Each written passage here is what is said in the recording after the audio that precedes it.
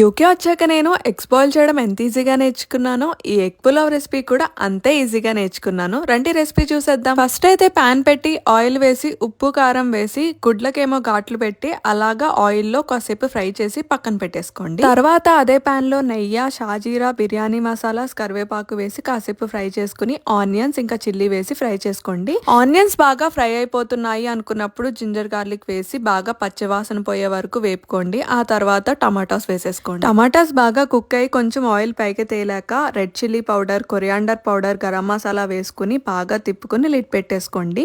కాసేపు ఆగిన తర్వాత 2 స్పూన్స్ యోగర్ట్ కానీ కర్డ్ కానీ యాడ్ చేసుకోండి. చాలా బాగుంటది ఇది వేస్తే మాత్రం టేస్ట్. ఆయిల్ పైకి తేలాక అలా ఫ్రై చేసుకుని ఎగ్స్ అయితే యాడ్ చేసేసుకుని మెజర్మెంట్ చూసుకుని వాటర్ పోసుకుని వాటర్ ఇలా రోలింగ్ బాయిలింగ్ స్టేజ్ కి వచ్చాక మనం అయితే ముందుగా నానబెట్టుకున్న బాస్మతి రైస్ అయితే యాడ్ చేసేసుకోవాలి. ఉప్పు సరిగా సరిపోయిందా లేదా చూసుకుని కొత్తిమీర, నెయ్యి పైన వేసుకుని తర్వాత లిడ్ పెట్టేసి 7 మినిట్స్ హై ఫ్లేమ్ లో 7 మినిట్స్ లో ఫ్లేమ్ లో ఉంచితే పులావ్ రెడీ.